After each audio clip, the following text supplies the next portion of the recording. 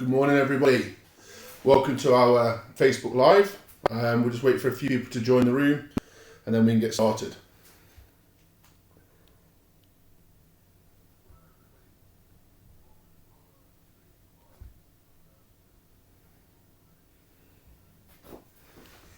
Morning, Chris. How you doing? Yeah, Gary, no glasses. Yeah, sorry for the delay in the video, but I was having my eyes lasered, which means no glasses today, so I can see you guys quite clear. Greg, Dan, how are we doing? Nice to see you guys. How are we?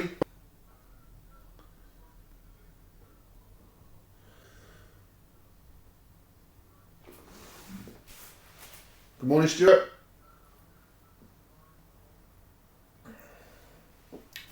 Just let a few people join the room and tune in. Then we'll look at this fancy bit of kit that we've got right in front of us, the Mares Horizon today. Richard joined us. Simon Mirren, good morning, mate. How you doing? Let's have a few people more join, and then we'll get started with our presentation for the day. Morning, James. How you doing, mate?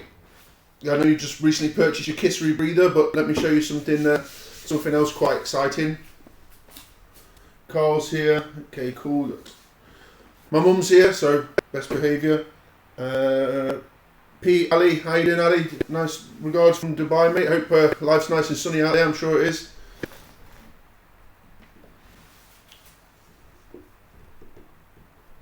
Okay, just give it another minute or so. Let a few people join in. It is an early start on a Saturday morning in the UK, 9 AM. So just get a few more guys in the room. Where's the face mask? The face mask, mate, right here, look. Wow. Available. See, from Dive My Scuba, K01 Dive My Scuba face masks. Quick little bit of sale there. Sophie, how you doing? Okay. So we've got like 20 odd people in the room. We can start. So today we're going to talk about the Mares Horizon. The Mares Horizon rebreather is a semi-closed rebreather, so a little bit different to all the other rebreathers we spoke about. But we'll do a little comparison as best we can. But this is it. So this is what it looks like. You've got a black outer case. You've got a Mares wing. Blue, like a lot of rebreathers. Okay. This has got a built-in BOV, and clearly you can see it's got a gauge strap on there as well. It's got the Mares XR computer and a harness and butt plate. So we'll go through each individual part of the rebreather as we go through. But let me give you a few of the ideas about the machine just to one side. Okay. So I'm going to share with you guys first a little bit of information about the rebreather. Then we'll go through stripping it down and building it up to our checklist, of course.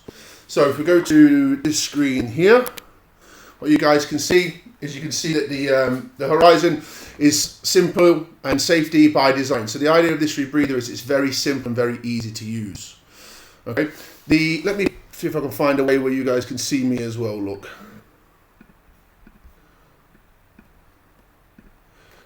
Fantastic. There we go. So some of the features. So it gives you an extended dive time. You're going to be able to get between 3 and 8 times as much time on the same cylinder that you would open circuit. So it's kind of 3 to 8 times more efficient than open circuit. Super lightweight. It's as simple as nitrox diving. It doesn't use pure oxygen like a lot of the CCRs do. Well, all the CCRs do. It fails safe. So if it fails in a position which is going to be safe for you, which we'll discuss in a minute. So, revolutionary approach to dive time. Like I said, 3 to 8 times longer. If you are one of those people who's a big breather and you use a lot of gas, this means that you're going to get much extended duration dive times. Also important that you guys are going to be able to use a really low amount of gas, so it means you can carry smaller cylinders, totally reducing the amount of weight that you're going to carry with you for an extended dive time. Super lightweight, so this whole machine right in front of me, literally, it weighs almost nothing. So it weighs 12 kilos, that's like it is now. When you put your scrubbers inside it, that's 2 kilos more, so that brings it up to 14 kilos. Then you add a cylinder. You can either add an Ali 80, which is what I'm going to use today, which are quite heavy, they're kind of 12 kilos minus the gas. You can add something like an Ali 40 or 7 litre cylinders. So those go side mounted on the rebreather. There's no tanks actually on the rebreather, which means it's super lightweight on your back. If you're just carrying the rebreather, you've only got 12 kilos on your back, and I suggest that's probably lighter than a BCD and cylinder, no matter what cylinder you decide to use. When it's all set up, fits in a suitcase, weighing less than 23 kilos. That's because of the weight of the regulators. The regulators can come with the machine, so you've got to include the regulator weight when we talk about the total weight of the machine. So it's as easy as nitrox diving. You don't need to worry too much about PO2 or anything like that. You worry about the nitrox mix that's inside the rebreather. And the nitrox mix that's inside the rebreather is based on the nitrox mix that you put into the rebreather. So whatever flows in, minus what your body takes out, is what's left inside the rebreather. And it's as simple as that. It's really, really simple from the academic side. Basically, the way it's designed is that the counsels run up the sides. Because the counsels run up the sides, you're not having to worry about having a high counsel on top of your body, which means it's very easy to come into a trim position. It's got built-in weight compartments, which again I'll show you later, and they mean that the machine trims out really, really flat in the water. Even divers that would generally struggle with trim would find this machine quite easy to dive from. Also, interesting fact is that the loop is always at full volume because it's semi-closed pretty much. So the gas is always flowing in and it's always flowing out the back in some way. So because the loop's always full, it's like diving was explained to you when you first started. What do I mean by that? Well, when you learn to dive, you probably figured out quite quickly, if I swim to a new depth and start breathing, I go up and down. Then if you were a CCR diver, you were told, well, that doesn't happen now. Now you're a fixed volume. If you swim to a new depth, you're going to need to either vent gas or add gas to maintain the same loop volume. So if you start swimming down, gas in the rebreather shrinks and you sink. If you start swimming up, the gas in the rebreather expands and you start to float. With this rebreather, the gas volume is always pretty much full, which means it's like you expected. When you first learned to dive, you thought, well, I could just swim to this depth, stop, and I'll stay there.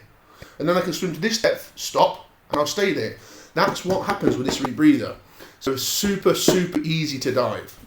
Got a really safe operation. So the solenoid, let's call it solenoid for now, inside this rebreather, works in the opposite direction to other rebreather solenoids. If this rebreather fails in any way, the machine's electronics are designed to cut power to the rebreather. When power is cut to the rebreather or cut to the solenoid, it opens and allows gas to flow in automatically. So what it means is it's normally open and it's the electronic power that keeps it closed. And that means that this solenoid, and it's called an EAV, so an electronic addition valve, can stay in the open position all the time. That just means more gas flows in. More gas flowing in, because it's already a nitrox set for that depth, won't increase the PO2 anymore. It will just give you all of the gas. Your PO2 might rise slightly, but it won't rise above anything that's a problem. So by having that solenoid completely open and gas flowing in, you're going to be in a safe situation by having plenty of gas to breathe from. Of course, the amount of time that gas will last will be less, but you'll be heading up anyway. So it's a nice, easy, fail-safe operation on the rebreather. Very easy to assemble and prepare. If you take a look at the checklist, that is it. So not even a full sheet of A4. Where some of the rebreathers were onto 2 sheets of A4 just for the build-up. This thing's super simple. I didn't start with it disassembled like I do the other rebreathers because there's not really anything to disassemble. It comes apart super easy and it's very, very easy to clean. The scrubbers are self-packable and they're super easy as well, so I'll explain that as we go through. It is ready if you want to go a bit deeper and do more advanced diving, so it's ready for 40 meters and decompression. So you can use 2 gas mixers to accelerate your decompression slightly by the very function of the machine. I will explain a little bit more about that. The dive computer that's built in has got the Bullman algorithm, so ZHL16C, with gradient factors, so you can specify your own conservatism as well. This is what the computer looks like. Super cool computer. The Mares XR computer. Hopefully, come on Floron, sort it out, buddy. This will be also a standalone computer at some point. But it's a really, really nice, bright display. It's very easy to see, and it means that monitoring the rebreather is super easy. As you can see down there, nice big warnings if there's a problem with the rebreather, and nice big ticks that tell you everything's going great when it's working well. That's what the rebreather looks like. We'll go through all of those parts in a moment. So, a bit of detail. Height, 54 centimeters, 40 centimeters wide, and 22 centimeters deep. 12 kilos without the regs, and makes sense that by the time you add the regs, one of the regulators makes it 13.4, and 2 regs make it 14.8. 2 scrubbers, 1 kg of CO2 absorbent each, and so basically you get the total amount inside the water. So let's take a look then at the rebreather itself. What do I need to do? I need to do that there. Just a moment. Okay, fabulous. So you guys can see me again. Right, let's have a look then at the machine itself. We'll start by taking it to pieces. So I'm going to lift the rebreather up and show you kind of its main components. The first main component we're going to look at is, of course, this computer. So here's our Horizon SCR computer. It's got 2 Piaggio buttons here on the bottom. They're really easy to work. Very clear, crystal clear display. No batteries in this. The battery inside this is built in, so you can't take the battery out. It's charged by the machine. So the machine's got a battery pack inside that discharges to the computer and charges itself. So that's built in there. So that's a really nice feature. It means there's no O-rings to have to worry about on that. We'll now disassemble the loop. And if you watch, you'll see how easy it is to disassemble the loop. You can see I've got 2 little plugs here. I just undo that one and remove the hose. On the other side, I just press the 2 buttons again. I can remove the hose. I need to, of course, remove our HUD, our hood. You can just unplug that. And because it's got a built-in BOV, I need to remove the BOV hose. You guys will see that in a minute. The next step to remove that is to show you what's on the front of the rebreather. So, on the front of the rebreather, we have this yellow hose, and this is on the right hand side. This yellow hose has a QGC, or quick gas connector, and this one is because this is the deco version of the rebreather.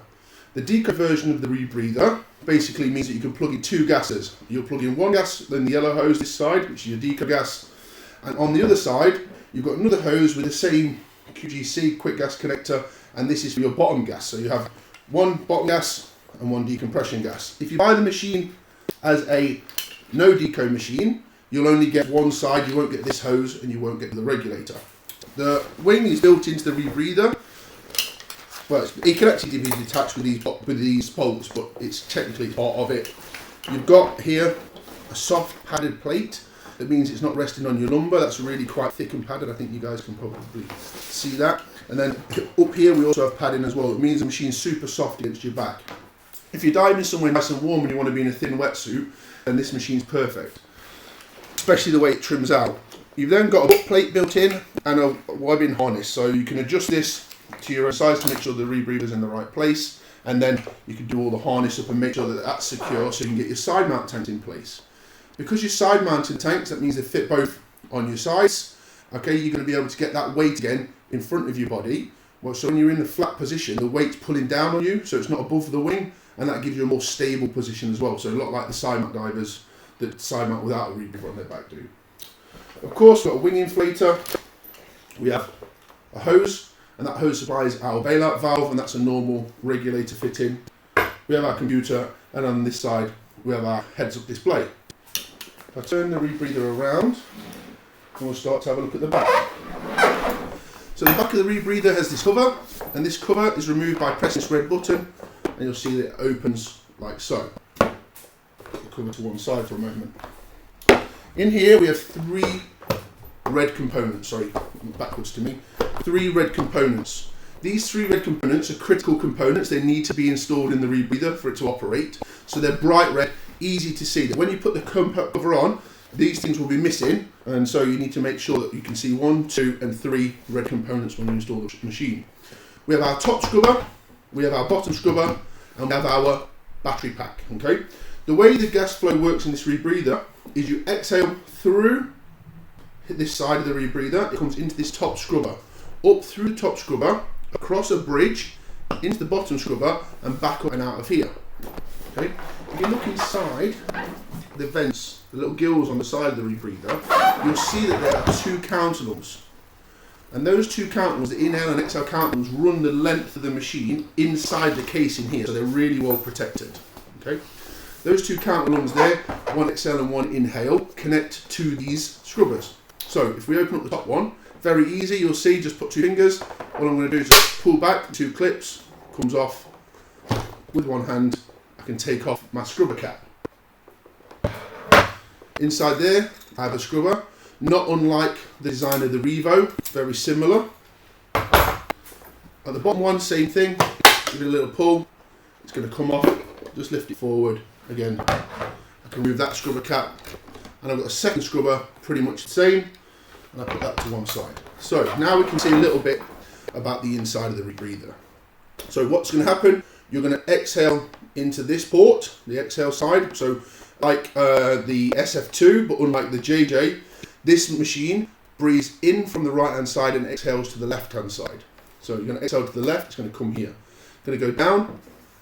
This counter, I'm going to hold that gas for a moment, and then it's going to pass through this little bridge. You can just see it here where my finger is. It's going to pass through that little bridge from there into this side, into this scrubber canister hole.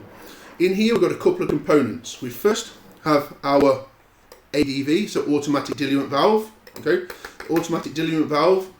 Basically, when you descend, if the loop volume starts to compress, it will add gas when the loop volume gets to nothing. But remember, this machine is always adding gas anyway, so it's very unlikely to happen. While you're descending, it's going to be adding gas constantly, so the chances of you getting to real minimum loop unless you're descending fast are quite low.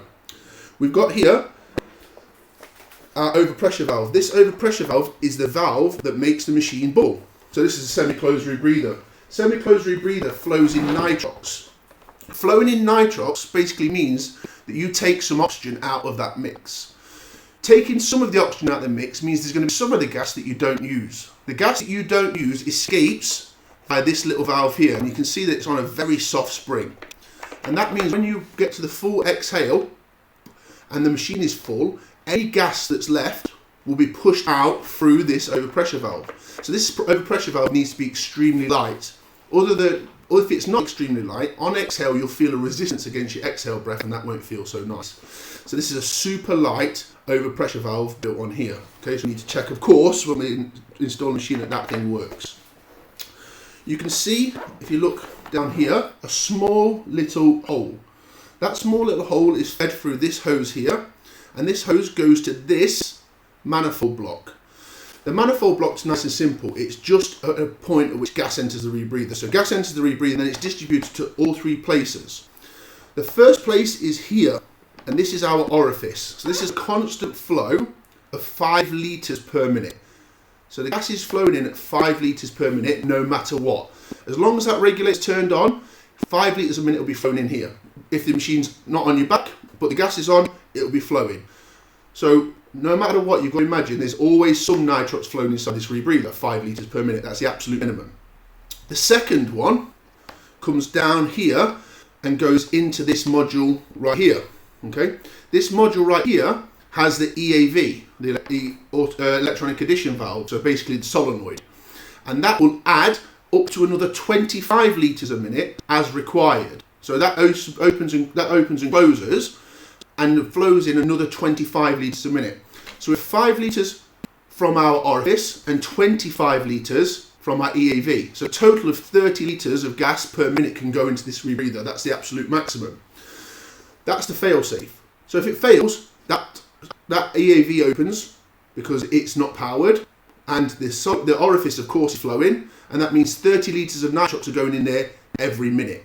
You can breathe, keep breathing, and what will happen is anything that you're not using, if you're using 10 litres a minute, say, 20 litres a minute will be passing out through this valve. Now, the machine tries to be as efficient with gas as possible. So depending on what percentage of oxygen you want at the set point in the rebreather, then the machine will add extra using the EAV to bring the partial pressure to what you want it to be. So to bring the percentage to what you want it to be. Once the percentage is what you want it to be, the rest of the gas will be vented, or it won't add any more. So quite a nice design. The other third point, which is gas flows through, another part of gas flows through here to our ADV, automatic diluent valve, or at least our automatic addition valve, because it's not diluent in this rebreather. So gas will flow in here, gas will flow in through the orifice, and gas can flow in through the EAV in the bottom. If I now show you the bottom, so you can see the little bridge, I'll put my finger through, there's my little finger wiggling through there.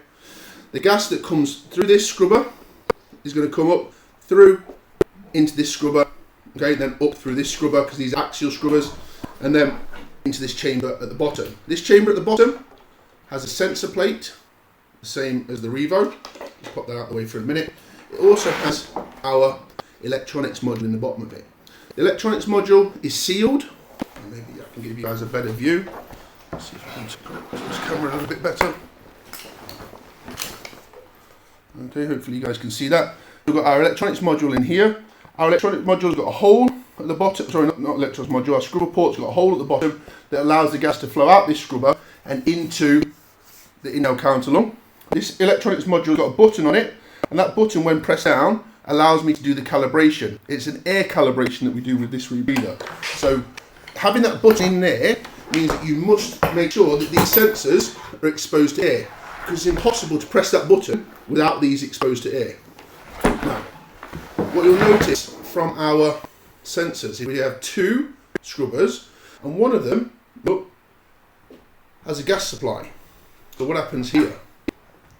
Our sensors, we've basically got a fraction sensor and we've got a test sensor. So this is our fraction sensor, and this is our test sensor over here with our gas flow. The machine is constantly monitoring the amount of oxygen inside the rebreather using the fraction sensor. So the fraction sensor is monitoring the loop, telling the electronics how often to open and close the electronic addition valve to make sure the desired set point's achieved. Throughout the dive, the machine will add gas through this section here to the front of the cell face. Now again, we've got a known gas at a known depth, so that means we're going to have a known fraction of oxygen. So that means the machine can confirm its calibration throughout the dive and make sure that this fraction sensor is reading correctly using a known gas. So two cells. Like the Poseidon, you only ever dive on one cell, and you have a backup redundant cell over here. And put that back in place for now.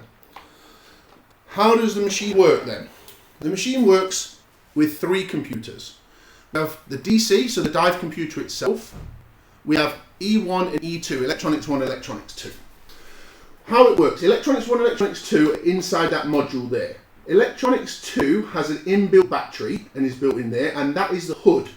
It's also a fail-safe if Electronics 1 is to fail. Electronics 1 is in here, and the battery is in this compartment right here. The battery for Electronics 1 and Electronics 1, that's the one that's your primary electronic set. That's the one that's running the rebreather on normal operation.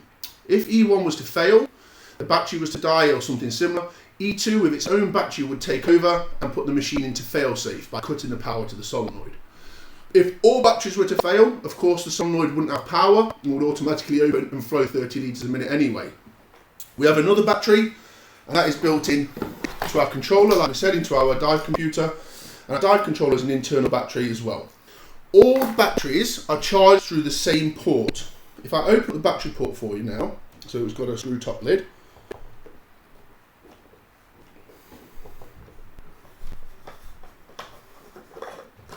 You'll see in there, quite clever of Mares actually, moving forward with the world, it's got a USB-C connector. That USB-C connector, we just plug in with a power pack, you can plug in with whatever you want, and that will charge. Also, kind of future-proofing a little bit, making life a little bit easier, this battery pack is removable, and it's USB-C on there. So, you can take this, charge it, have a spare one, charge it. Then what you're ready to do is it's got two ports. One port is the outboard port, one port is the inboard port. So we plug it in there, that will then fit, that will then fit. It's going to start up now, I've plugged the battery in. That will fit into the top of there. Okay, and that battery now is going to sit inside that battery port. What it's going to do is it's got an automatic charging sequence. That means that this battery will charge the other two batteries. But it won't charge these two batteries at the disposal of itself. It will still keep enough battery inside it to be able to run all the systems. So it's got an automatic charging sequence. If you plug and charge this battery, it will charge itself and the other devices, making sure that they're all adequate to dive as soon as possible. Put that in a little bit neater. There we go. Right.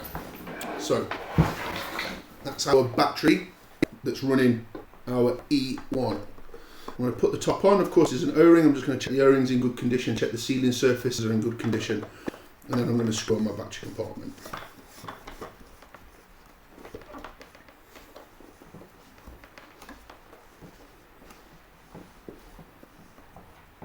Okay, so battery compartment's shut into place. That is basically it. The machine is so simple. What it's doing is it's flowing in nitrox. The nitrox that it flows into the rebreather is then used up a little bit by you. The bit that you don't use is then vented through the back. So what I'm going to do now is show you a little table. See if I can show you the table here. Okay, so what you can see there is flow rate versus metabolic O2 consumption. So VO2 is how much O2 you're using, and the flow rate is along the top. So if you can see, if I'm using 0.6 litres of oxygen per minute, which is what we use pretty much at rest, with 5 litres only per minute flow, I'm going to have 21%, okay? And this is using 30% oxygen. Okay, so 30% oxygen as a gas into the rebreather, and that's quite a nice number to use because 30% oxygen is the minimum amount of gas that this rebreather will start with. If you put 29% in, the machine will check it's 29%, and if it's 29%, it will not start. You need to dive with a minimum of 30% nitrox. So with 30% nitrox and a flow rate of 5 litres per minute, using 0.6 litres of oxygen per minute, I'm going to end up with 21% oxygen inside the rebreather look. Okay? If I start now working hard and I go to 2 litres a minute, yeah, what's going to happen is if I'm only using 5 litres flow rate per minute, I'm going to have minus 17% oxygen inside the rebreather. That's not a good thing. You probably gathered that already. So what would the machine do in this case? The machine would have to open the EAV and add more gas, and that would increase the flow rate as the flow rate increases. So what you can see, the highest amount of oxygen that we're likely to use, and it can only be sustained for a very limited period of time, is 3 litres of oxygen per minute usage. Yeah, that's a lot. That's like an Olympian sprinting full pace and using as much oxygen as he can use, you know, super fit. So 3 litres of oxygen per minute usage. At 5 litres, you'd have minus 75% of oxygen inside the rebreather. Okay. However, the rebreather would start now opening the EAV. If the EAV was full open, that means you're getting 30 litres per minute, and you would still achieve 22% oxygen inside the rebreather. Okay. So you need to think about what's happening.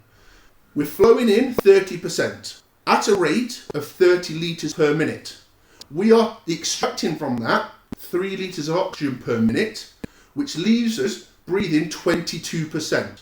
Okay, so even working as hard as you could possibly work, this machine, as long as it's 32% plugged in, and it won't start without it, will maintain at least 2%, so normoxic, yeah, enough oxygen to sustain you perfectly happily. And this is independent of depth. It doesn't matter what depth you're at. As long as you don't break the MOD of that gas mix, the percentage will always stay the same. Okay? Of course, it will affect your decompression time. Of course, it will affect the amount of gas that's being used by the rebreather. But you'll always see that it will keep you alive. Okay? So, that's its fail-safe. In the worst case scenario, 5 litres from the orifice plus 25 litres a minute from the EAV will give you 22% even with a 3 litre oxygen consumption. Okay, so how does it work then, let's say on a normal dive, not in fail-safe? If you've got 30% in it, and you're using 1 litre of oxygen a minute, which is about what we kind of work normal CCRs at, and you are then expecting to have inside the rebreather, you've told the machine, I would like to be on 26%, it would need to use 15 litres a minute from the EAV, plus the 5 litres a minute from the orifice, will give you a 20 litre per minute flow rate, and that means that you'll be on 26%. So you will tell the computer, I'm using 30, and I would like a set point of 26. It will then set the flow rate itself to 20 litres a minute. Okay, And that is how this machine works. Obviously, the higher the oxygen you put inside the rebreather, the lower the flow rate to maintain the set point that you want. The only difference, of course, means of having a high percentage oxygen is you have a shallower maximum operating depth. Okay, you still got to use that gas for bailout, and you still need to use that gas at a maximum PO2 value at depth. So that means, of course, you want a gas that's breathable. We don't want too high PO2 at depth. So you need to make sure that you use the right gas for the depth you're going to go to. However, if you're staying nice and shallow, you pick a relatively high nitrox mix. The machine then can keep a much lower flow rate. By you breathing and keeping a much lower flow rate, that means your gas consumption is lower, and it means that there's less bubbles and gas venting from the rebreather.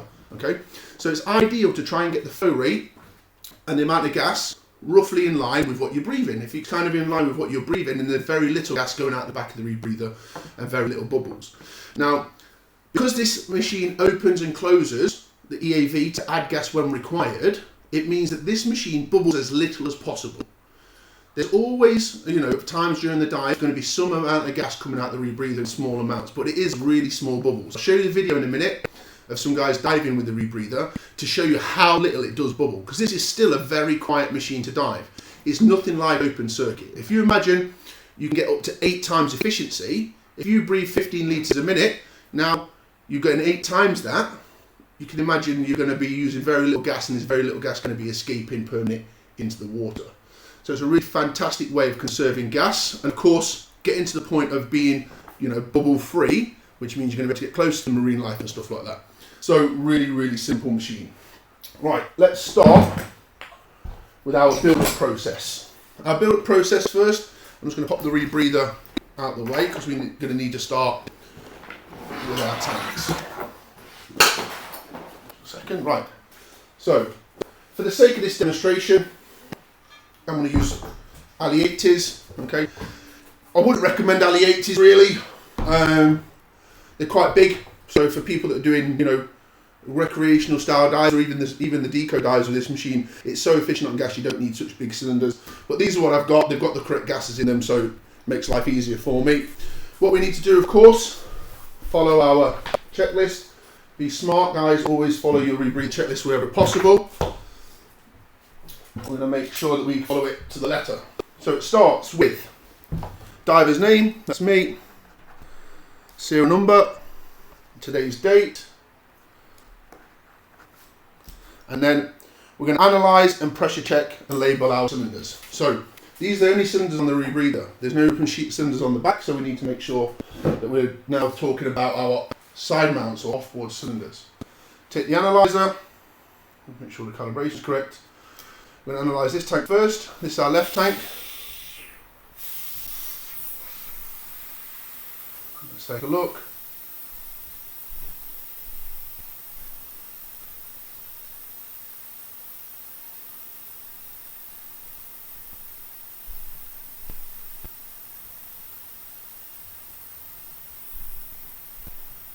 $36.5.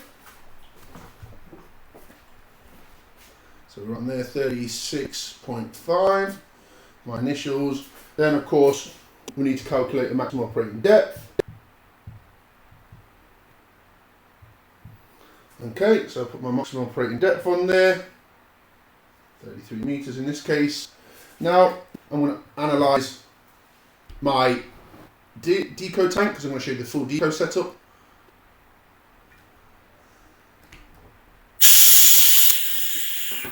Can you change the settings in the water? Yeah, absolutely you can. You can change the required set point in the water, making the machine a little bit more efficient or less efficient depending on how much oxygen you want inside the rebreather. I'm going to analyse this one, and this one's going to come to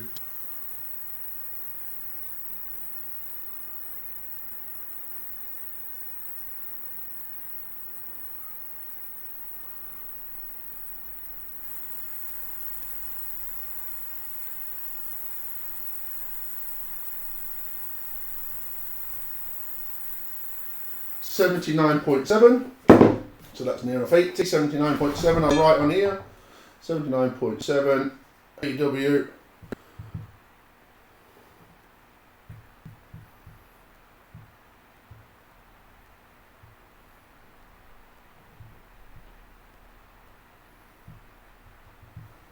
Okay. That's my pre-depth one there. Okay. I'm going to write those two values now on my sheet. So I had 36.5 and I had 79.7. I need to pressure check these cylinders to make sure I've got plenty of gas. So I take my pressure check before we install everything and go too far.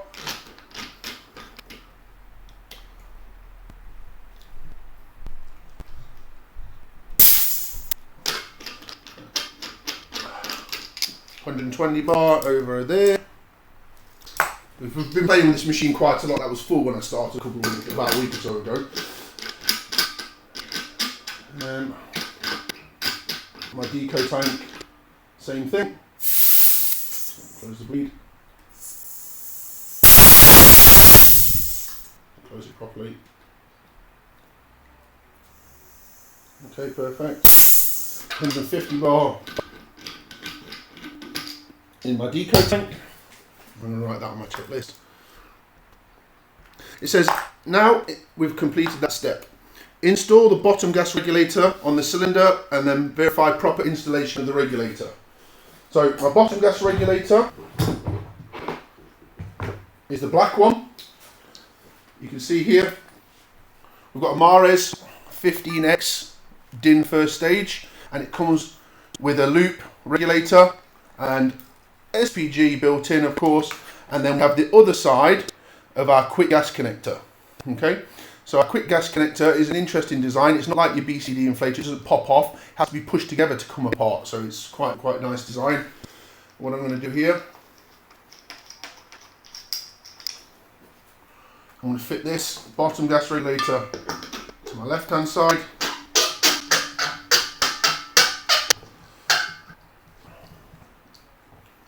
Turn it on, make sure I've got gas,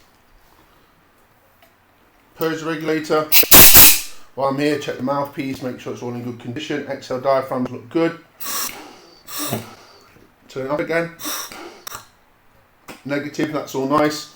Make sure my gas connector is available where I'd like it, because that's going to go to my body. And then I can tidy up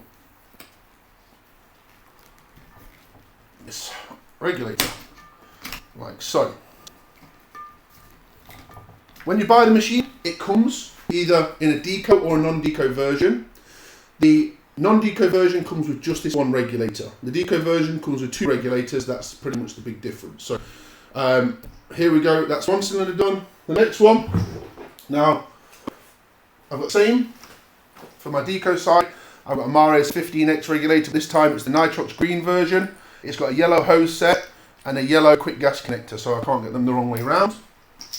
Of course, my machine is smart enough to know if I've got them the wrong way around, but it's better to get it right from the beginning, obviously. Pop that on there. Make sure my quick gas connector is in the right place.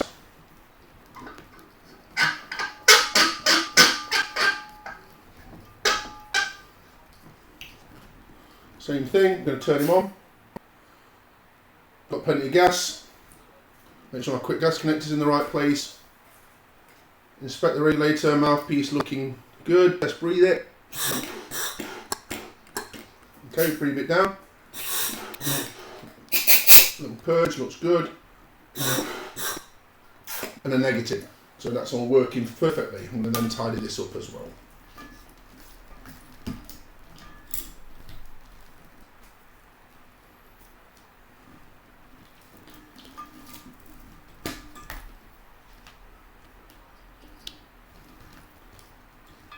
So with the Horizon now, what I have is on my left hand side, I'll have my lean mix, so my bottom mix, and on the right hand side I'll have my deco mix. Okay, so they'll kind of be side mounted, nice, tucked in on the inside of my arms like so, and then those two regulators will be available for me to bail out to if required, and the two gas connectors here will be on both sides.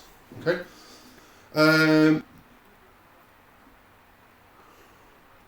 The nice thing about SCR is you don't need any electronics. Well, technically, this doesn't need electronics either. You can run it as a 30 litre a minute rebreather, but it does to give you a better gas consumption.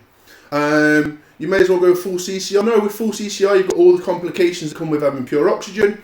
and you've got all of the conditions that come with it not working, which kind of don't work in the same way. You don't have that fail-safe mechanism.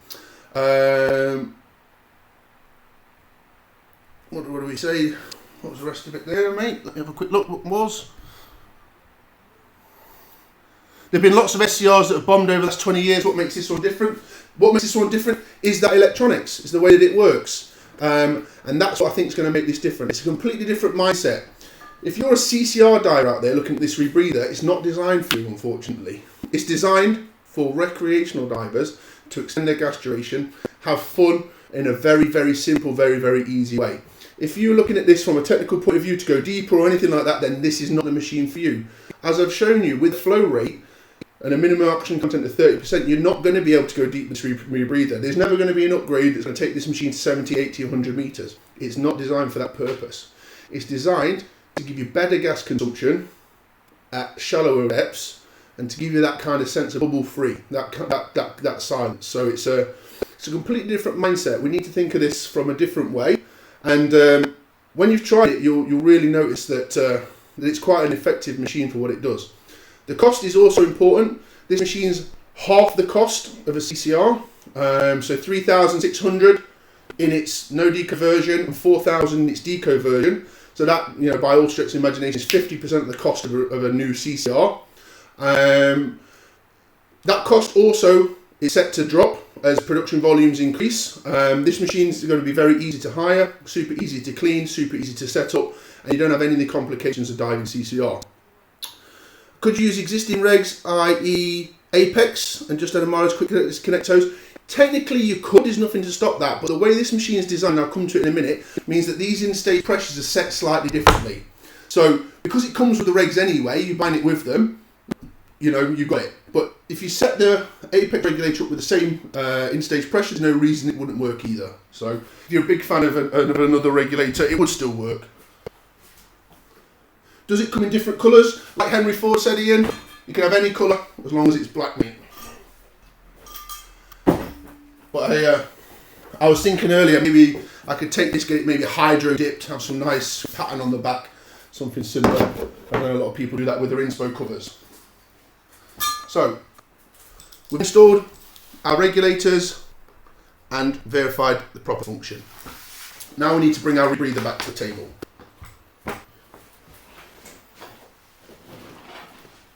There comes our machine. I'm just going to take a moment to turn the handset off because I plugged the battery in. It was shut, it's going to sit there. Okay, great, that's off. Now, what we're going to do next is verify the newest oxygen sensor is less than 7 months old and reading correctly, replace if necessary. So take it out, sensor tray, and we'll look on the back of the sensor tray, see the dates that I've written on my cells and make sure that those cells are actually only 1 month old.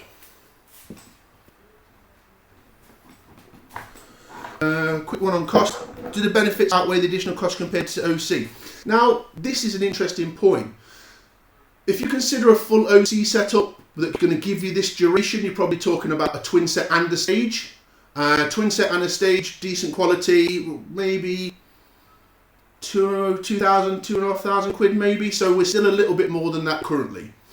This would, in my mind, and this is not me speaking as a representative of Mars at all, my mind is that this machine is designed for the higher market.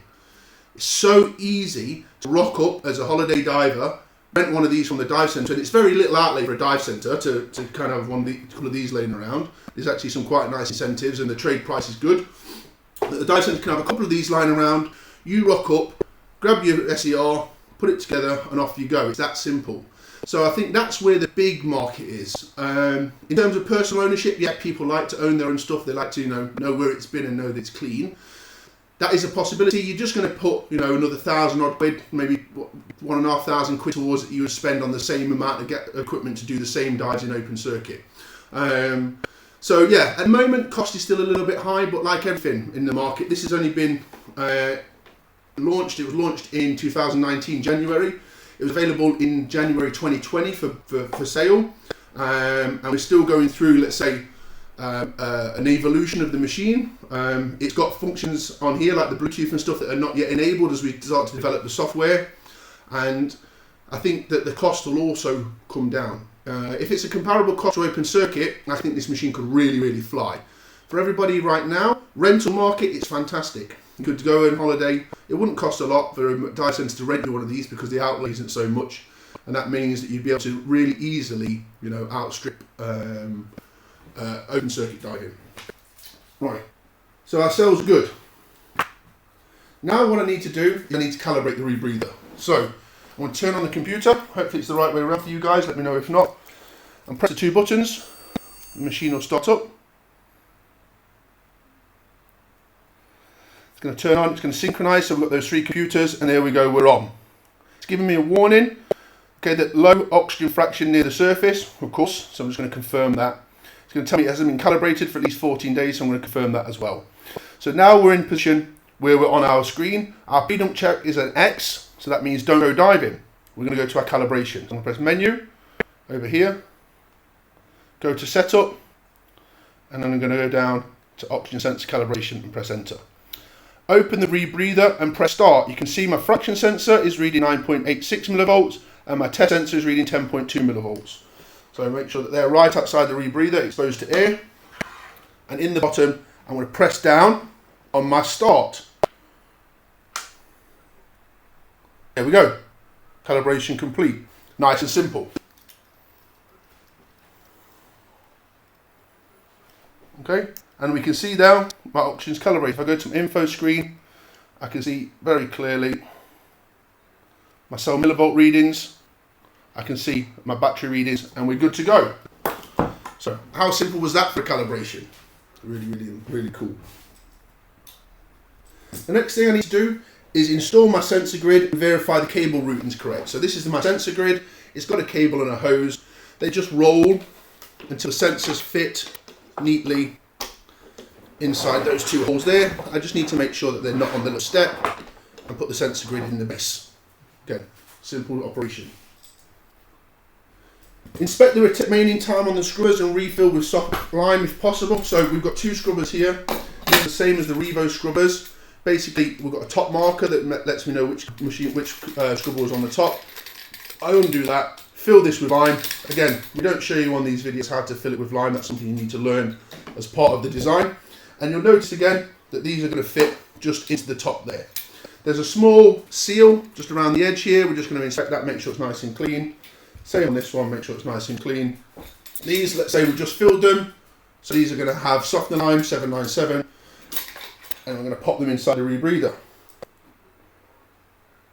Inspect, and now inspect scrub canister O-rings, clean and seal if necessary. So those O-rings there, that's fine. Pop that one in the bottom, just fits into place. Same with the top one, just inspect that, make sure it's cleaned, and pop that one in. So there's my 2 scrubbers popped in. Each scrubber is 1 kilo. Okay. Now the machine was tested to the CE standard, same as the rebreathers in the world.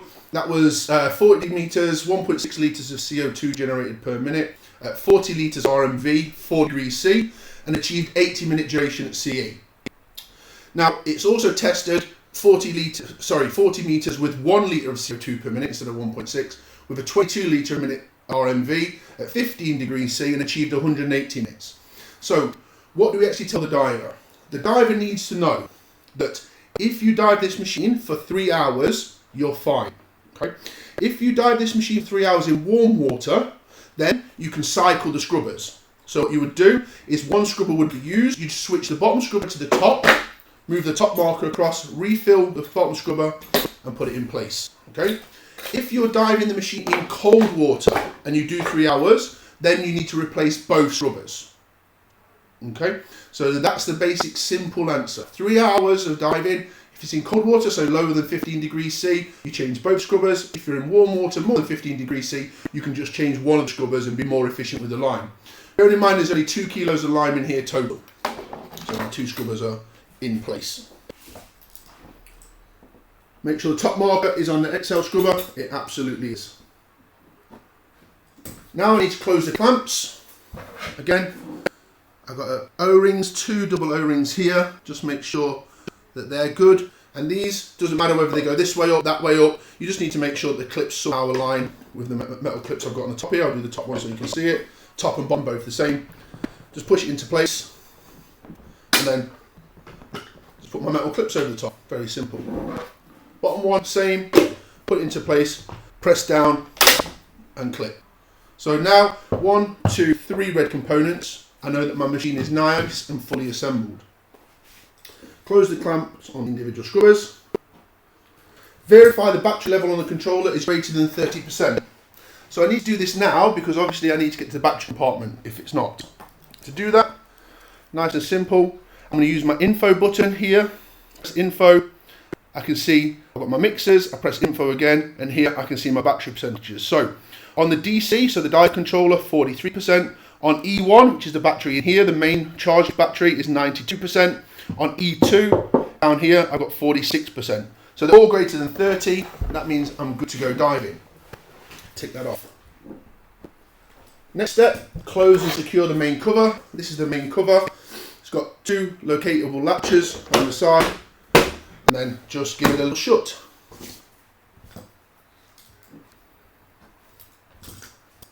Next step, I need to inspect the non-return valves in the breathing loop and inspect the mouthpiece O-rings. So let's take a look at the breathing loop. This is our breathing loop. You can see here that we have a BOV, so a bailout valve, which is a DSV with a built-in regulator on the bottom, okay, with purge valve, purge button like you can see, and the exhale is here on the bottom. This machine comes with a gag strap because of course it's designed by Revo. So this is the gag strap from the Revo. That means keeping this loop in your mouth, should something go wrong, will stop water entering the rebreather and you potentially drowning. Really nice thing I like about this rebreather is these are silicone. It's the first time I've seen really silicone hoses, and these things are fantastic. They're super flexible and they pop back into shape really, really well. I think the use of silicone here was a great idea. We've got our Revo style hose weights, of course, and then we've got our switch. So on the top of here, in this position, you can see that we've got the machine in bailout, and then when it's in the up position, we've got the machine in rebreather mode. At any point, the rebreather, we want to get off it, all we're going to do is pull that forward, and now we're on open circuit through this regulator, breathing open circuit and venting gas at the bottom. So in a bailout mode, it's very simple, you just move that to there. Remember, in this bailout valve and every device on this rebreather is powered from the same gas supply. So that one hose that plugs in does everything. It powers the rebreather itself, it powers the wing, and it powers the BOV, all through that one hose. So you have one connection, super easy. Right, we need to inspect mushroom valves. You wouldn't normally take this out as a diver. Let's just pull this out. Yeah, fly with softener line, not a problem at all. I had an interesting time last year in Egypt, coming back with a tub of softener line. So getting out there, no problem. Coming back, the customs officer wanted to know what it was. I said to him, look, it's softener line. He said, what's softener line? I said, it's for rebreather, you must know. And he went, oh yeah, I know. So he proceeded to open the top, take a handful, chuck it in his mouth, taste it. Yep, it's okay sir, put the lid on and off you go. So clever blokes working there. You can see very lightweight, super nice BOV. This is really, I can't tell you how light this is. It's one of the lightest BOVs around. We've got one mushroom valve on this side in a carrier and one mushroom valve on this side. So you can see the flow of gas in through this side and out through that side. You wouldn't take this off. You could do the test without it. But I just thought I'd show you guys. We have a red port as our exhale port, dirty gas, and grey clean gas coming in. So we've got 2 different sides. So we need to make sure they're connected obviously the right way. I'm just going to screw them back on again, just so you guys could see. You wouldn't normally take that off. Connect that one up. Connect this one up. Yeah, these silicone hoses are so fantastic. What it means is if there's even a slight twist inside it, it doesn't pull. Look, I can get a good twist and it doesn't even twist it in my hand, because these are so flexible. Really, really nice. I'm going to course test now the mushroom valve, same way we always do, stereo check. I'm going to move it into the rebreather position, put it in my mouth.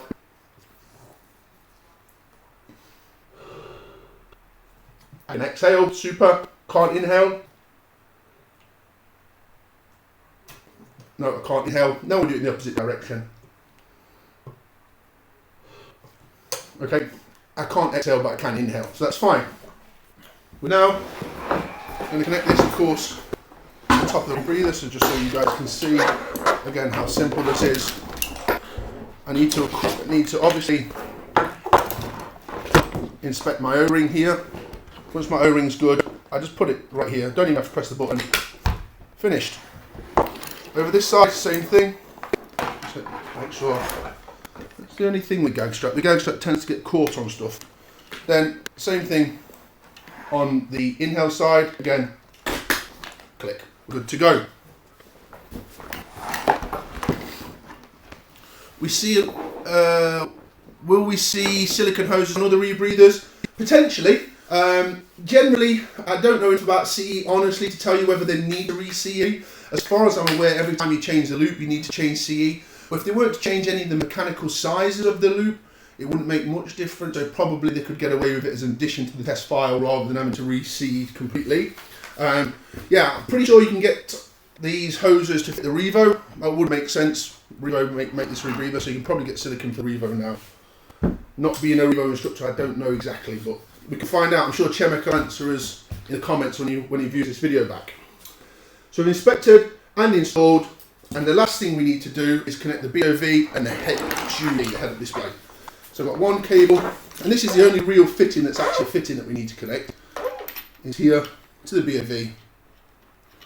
Just finger tight. Remember, it's under pressure from gas, so it doesn't need to be over tight.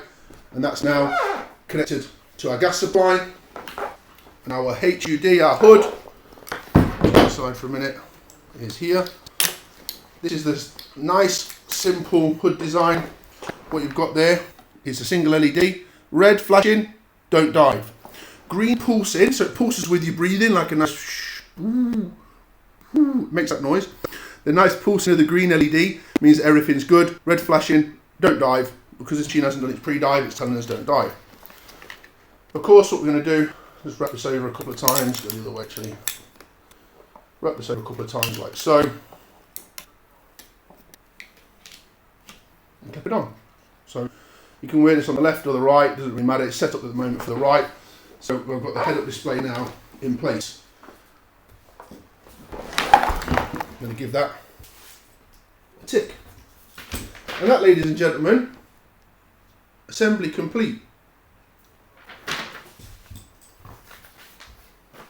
Simple, really, really simple. Machine's assembled, machine's ready to go. All we had to do really was calibrate it, put it in, connect it up, job done. We had to put the loop hose on, connect our BOV hose, connect our hood, and that's it. So now what you would do, put the rebreather on your back, get your side mounts ready to go, plug them all in, and you go through your close check and your pre-jump. Okay. So what I'm going to do now for you guys is I'm going to go through the close check. So this is actually making sure that the machine we've assembled is actually working. Of course, for our close check, we have another checklist. This checklist, again, designed to make sure that we're following a procedure to make sure this machine's working as well as possible. So let me see how I'm going to be able to do this, because what I'm going to need to do is put this machine in. Put it like that, lift the loop over. Can you guys see that? Yep, you can. Make sure the handset's around this side so you guys can see. I'm going to take out my quick gas connectors. So one for the bottom gas and one for my deco gas. And then I'm going to put my two cylinders right here. So I'm going to put one on this side. You guys can see that. And one on this side here. Yeah, perfect. Okay, so I'm going to go for a set of tests now to confirm that the rebreather is ready to dive. Open the bottom cylinder, verify the pressure is appropriate for the planned dive, close and depressurize. So, bottom gas cylinder, turn it on, take a look, still got 120 bar in there, regulator still working, turn that one off.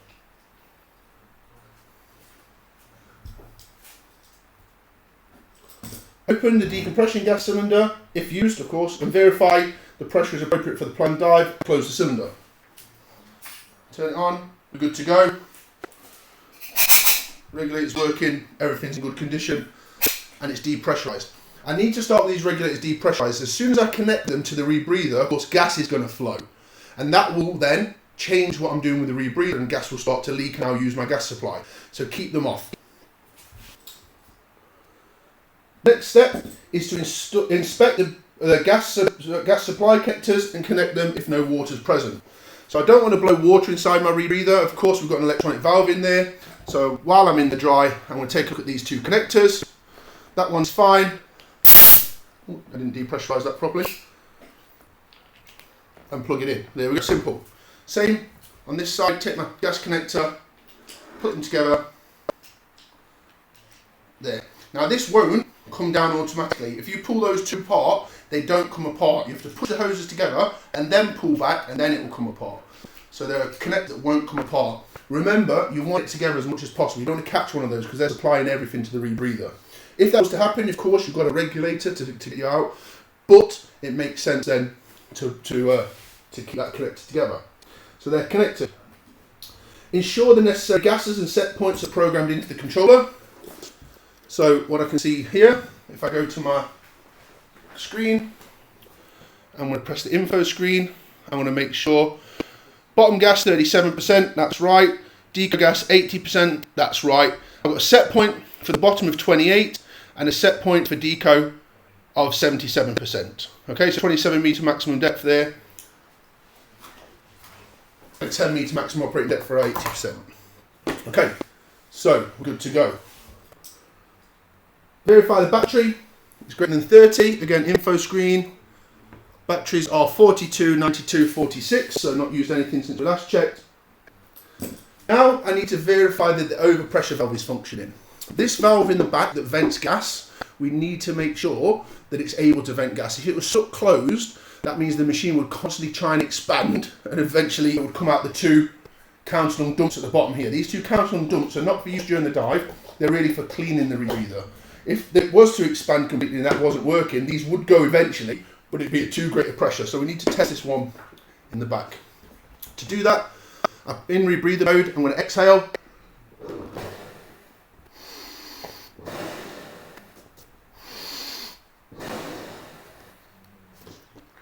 And you saw how easy that was, super easy. Just exhaled in and the gas came out the back. There's no pressure against your exhale breath, and that's what we want. Next one is to select pre-jump on the controller. So I'm going to start with my controller, and my controller is going to guide me through the next part of the process.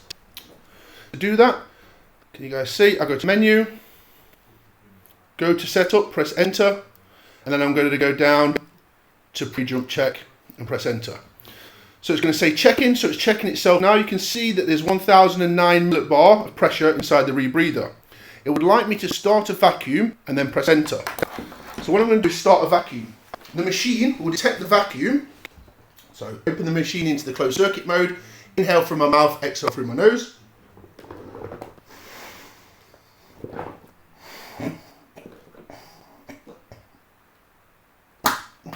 You'll see again the loop hoses have now contracted. Look how easy these silicone loop hoses contract. All right. Bring the controller up so you guys can see again. We started with 1009 millibar. I press enter. Now I've got 890 millibar, so lower pressure because I've sucked gas out the rebreather. It's going to hold that, see if there's any change. There was no change, so we're good. We can move to our next step. Open bottom gas and press enter. What you'll see when I open the bottom gas is the loop will start to expand. So open the bottom gas and you'll hear flow of gas. If you look inside the machine here, you can see the counter-lung slowly expanding. And now 5 litres per minute is flowing into the rebreather. That's through the orifice. Press enter. And now open deco gas and press enter. What happens here? This is a really cool feature of this machine. The bottom gas is on. The bottom gas is flowing into the rebreather at 5 litres a minute.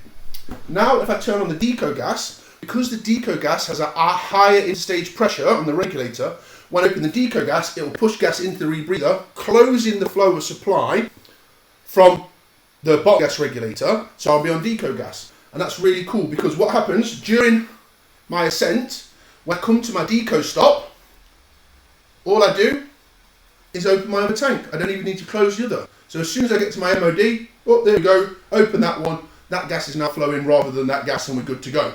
So super, super cool. Very easy gas switches. Open deco gas and press enter. We're going to do that. And now what it's doing is it's checking. So you can see the fraction sensor and the test sensor are both coming up in oxygen. So they're going to come up to the 80% that we told the machine we've got. When it's happy, it's going to close the deco gas regulator.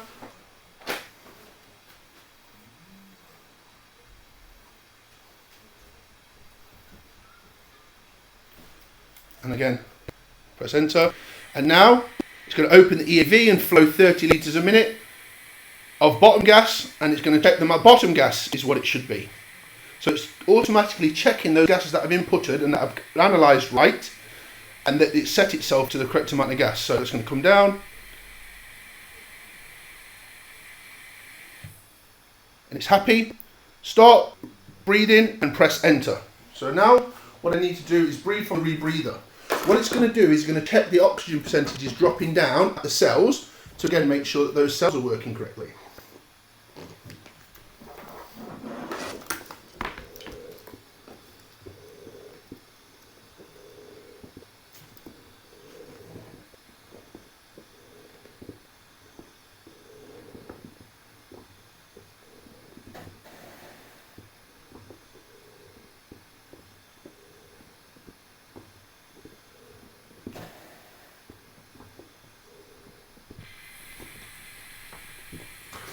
So now it's told my sensors are okay, I can close it. Here you go, look. Pre-jump check, big tick, time to go diving. You can hear the machine injecting gas at the required volume to maintain the loop that I want. What I can see from my screen is I've got bottom gas of 37%. My set point is 28, so that's what it's trying to maintain. The current loop is 36. Okay, so almost all that gas is flown into the rebreather. If I was to start to breathe now, the EAV would open enough to maintain that 28%. Maximum depth, no deco time and the amount of time I can stay underwater. Because this is a new scrubber, 3 hours 43 minutes remaining, based on my current oxygen usage. Now,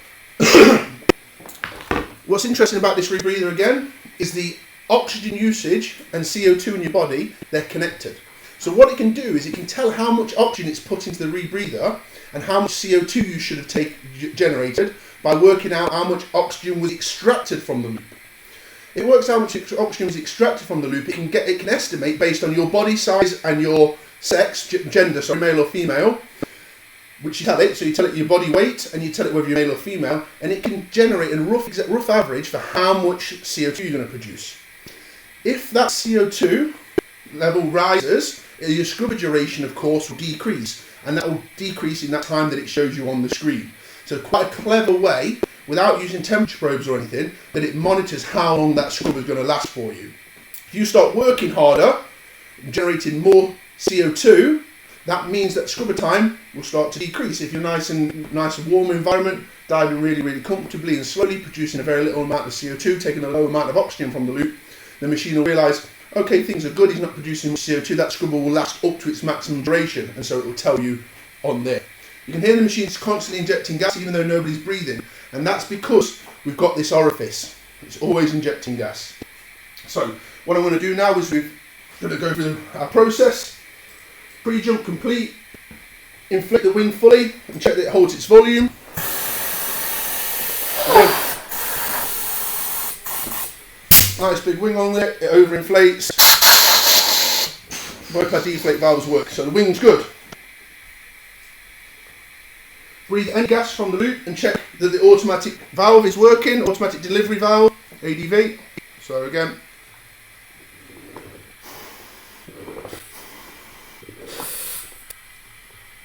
you hear that nice easy flow of gas. That means that my automatic delivery valve is working. Now we're ready to go diving. Switch off the gases. I'll switch off my bottom gas. Bottom gas is off, you'll hear the machine drop down. Close and switch off the controller. Make sure the harness, crotch strap are ready to go diving, and we're ready to go. So the last thing would be a final pre-jump check, which is your buddy check before you get in the water. just to make sure that you guys have got the gases attached and that you're ready to get in the water, because this close check might be just during assembly. You might now go for your dive briefing, put the machine on, do your pre-jump and get in the water. So we've got it assembled, machine's ready to go, it's all functioning absolutely perfectly. So this machine, super easy. It's not taken us very long to go through, normally we're at 2 hours to go for a CCR, we're at an hour to go through an SCR, and I've had to explain to you the whole principle of how the SCR works as well. So very, very simple machine, very, very easy to look after. One of the nice things, so let me disconnect these connectors. One of the nice things about this rebreather is its cleaning process. So we don't normally talk about cleaning processes on these rebreathers because they're a bit of a pain in the ass. But what I do, press there, disconnect that side, press there, disconnect that side, take off my hood. I'll just show you guys actually while we're at it, this nice slow pulsing of that green LED that's going to be just in front of your face. Just pulsing nice and slowly to let you know everything's good. We're going to disconnect that, disconnect this. This fully waterproof now, just throw it in some disinfectant, nice warm water, let it disinfect itself with manufacturer specified disinfectant for the right amount of time. On the back, we'll just pop open our case, push that little red button, the case opens. Scrubbers, clips, pull one, pull your scrubber, pull two, pull your scrubber. There we go. Sensor tray, pull your sensor tray. Sensor tray needs to stay dry. The rest of this can be dumped in water, hose pipe in the top, clean the counter lungs. You're going to fill the counter lungs up. The counter lungs are straight in this direction, remember, and on the bottom is an OPV. So you're just going to wash the disinfectant straight through the counter lung. All of this, hose pipe inside, job done, hang it up to dry. No sensitive electronics to worry about, they're all potted inside there. The only thing you don't want to get wet are these sensors here. So really fantastic in how that works. You just basically hose the whole machine down, disinfect it, and you're good to go. Super, super simple. And you saw how long that breakdown process was, literally seconds. Pop that back in, so it doesn't get damaged. That back in, pop that back in. Obviously I wouldn't dive this machine now, just throwing it together. I would of course follow my checklist. Like that. And we're good to go. So what you can see now is the machine's told me, because it's clever, do not dive. It's told me don't dive because now the gas isn't flowing and the O2's gone low. So no gas on SCR, changed to open circuit. So it knows there's no gas flowing and it's telling me get off the machine, there's a problem. So super, super clever. Very easy machine to look after. Let me put the back cover on. So we'll go there. Right, what I'm going to do now for you guys is show you a little quick video. About diving the Horizon, bit of fun. A couple of guys that we know enjoying themselves in the Red Sea. It's about 4 minutes long, so hopefully you'll enjoy it. And then we'll come back and answer as many questions as you guys have got.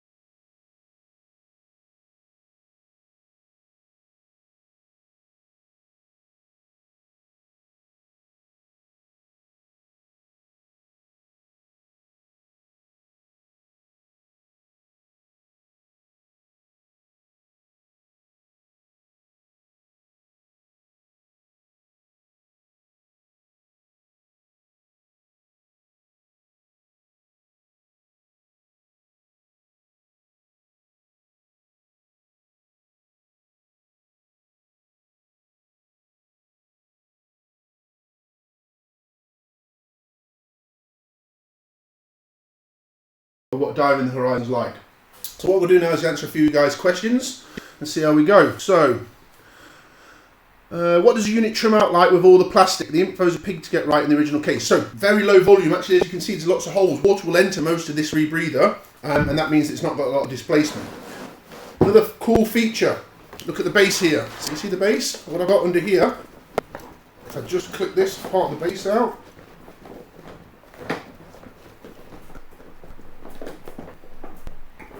I've got a compartment in there where I can put 2.5 kilos of lead base on the head of the unit. I'll click out compartment where again I can put 2.5 kilos of lead. So I can have up to 5 kilos of lead on the rebreather, one at the top, one on the bottom, and that's generally enough for most divers. Okay. The head weight, of course, and the bottom weight balance the machine out nice, so the machine's very, very easy to trim actually. What else we got? How much does the unit weigh? So the unit weighs 12 kilos, like it is now. When you put the scrubbers in, that makes it up 1 kilo each scrubber to 14 kilos. You then add the weight of your cylinders for the total weight you're carrying, but that depends on your cylinder size. With the regulators attached, 13.4 for the non-deco version and 14.8 for the deco version. Can you disconnect the sensors for cleaning? You can if you wanted to, but I don't suggest that. They're Molex plugs. They're not they're not designed to be pulled apart all the time. So it's very easy. You've seen how long that moves out. Just keep it out of the way. As long as it keeps out of the way, you keep washing the machine lying down like this, sense tray over there. You can hose pipe everything and you won't have to worry about it. Have I dived yet? What are my thoughts? Yeah, I dived it in Croatia in its pre-design state, well, its early design stages, and it was fantastic. And it really is something completely different. Do not think of this as a CCR. Do not think of this as a technical rebreather. This is a gas extender for recreational divers. It's designed to give you as long gas as possible with a nice high fraction of oxygen, so you get no long decompression times, and to give you that kind of that bubble-free quiet sensation. So really, really simple, really, really easy. Depth of it, so 40 meters. 40 meters is the maximum depth. As you can see from the flow rates I showed you earlier, and 30% oxygen, it's very difficult to go much deeper. 40 meters, you're going to be at the point at which the unit was designed, and the limit is probably never going to go to. So it doesn't make sense to go any deeper. The machine is, like I say, it's designed for that certain market up to 40 meters. Pros and cons. So lots of pros. Very easy to use, ultra lightweight, 12 kilos. I think this is the lightest thing you can put on your back to go diving with, except for one of those like long, like regulator snorkel jobbies. Very, very simple. Probably the easiest machine to set up, easiest machine to clean, mechanically interlocked. So basically, if it fails, it always fails safe. The only con, in my opinion, is you must always have gas connected. So that gas supply connected there runs everything. So for instance, if you want to get out into a Zodiac, you need to disconnect the tank and pass the tank up. The rebreather, the wing, the bailout valve, your offboard, everything's now not working. So what you're going to need to do is make sure that you're in a position where you can get the bailout off and then get onto the onto the surface. So a couple of ways to do that. You could leave the tank attached to the machine and then take the unit off and pass both up as one, or you could potentially climb on the boat with the small tank on if you've got a small tank, or you're going to need to be able to get out the machine and get the tank off and get out with the machine, but you're not going to have anything to breathe from. So in my mind, that's the only negative side of this rebreather. Not having the tanks built in means that if you disconnect the tanks, you've got nothing to breathe from. Okay, but that's the positive that's the flip side of having such a lightweight machine on your back. Life and servicing costs. So the machine itself, no serviceable parts generally. So the cells, of course, you need to make sure that they're in date. So as the cells run out, you'll need to replace the cells, same as any rebreather. But actually itself, very simple. As each O-ring fails, or if it fails, you would replace that O-ring. When you're checking each O-ring, if it fails, you replace that O-ring. 5 years, this is going to go back to the manufacturer, or at least back to a service centre for a full service. And the regulators, of course, they're normal regulators, so that's every year. So ongoing cost, super cheap. The next thing you need to think about is the lifespan of the machine. According to the manual, the estimated lifespan is 10 years. That's just because that's how long the hoses are designed for. It's how long the rubber components are designed to last. It doesn't mean it won't last any longer. That's a standard for pretty much all rebreathers. Is after 10 years, most of the components will need replacing. So you're going to get 10 years.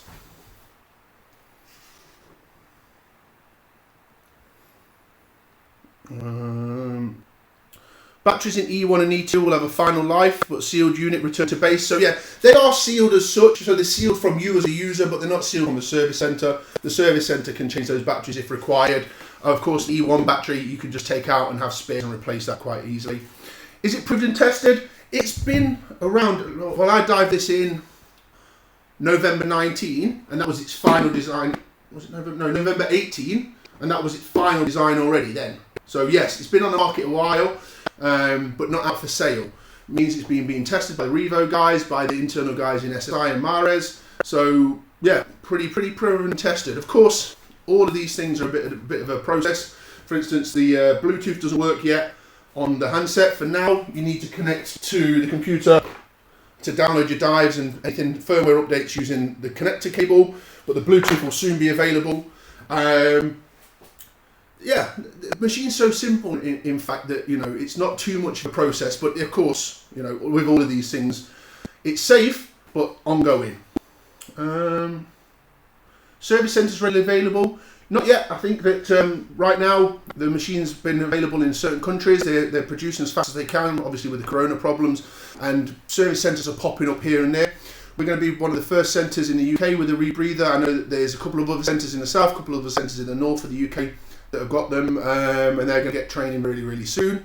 So you guys will be able to pick this machine up and have a service centre. So it's run through the dealer. So Yamaha's local dealer, they're going to be able to have access to service parts and to service trained technicians. So very easy. Of course, we've got the head office in Kendal, and that means you could send the machine there, and the service technician there can deal with it as well.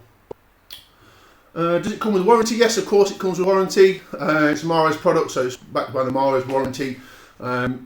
Not quite sure how long that is. I think I'll put that in the comments for you when I figure that out. I'm bedding out to OC reg. Why would you disconnect the QC to minimise the gas loss after you're heading up? Because you're only 40 metres deep and you're heading up anyway. You don't want water to enter your rebreather, so disconnecting that QC might make water enter your rebreather. They are sealed against it. It does need a flow to stop water going in, but you wouldn't want water in there anyway. So it doesn't make sense. You've probably got enough gas to get yourself to the surface. At least, probably. You've definitely got enough gas to get yourself to the surface. You plan that reserve. So you go up even though 30 litres a minute's flowing out the back. Does using this rebreather require a training course? Yeah, this video is not enough to teach you how to dive the rebreather. You need to, of course, learn how to pack the scrubbers, learn how to assemble, pre-dive, dive, and of course do the skills on the rebreather. So there is a course. The course is a very short course, of course, because there's not as much to it as there is to a rebreather, as to a full CCR. But it does require some training, of course. What are the questions we got, guys? And I think that's it. So they're all the questions that we've had for the Horizon. If you guys have got any more questions or you want to come see the unit, it's here in the dive centre. You're welcome to ask your questions again on Facebook, and we'll go through the machine. This video will be available on YouTube, available on our website, and it'll be available on Facebook.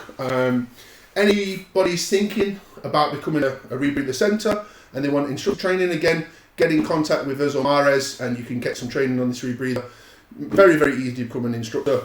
Then we do nice deals for instructors where you can buy some machines, get some extra machines, and then have some for hire, some for sale, and kind of works out as a cost zero when you've got your training included. So have a look, think about the machine. If there's anything interesting, let us know. And I hope you enjoyed the Facebook Live. Thank you very much for your time, guys, and we'll see you all soon.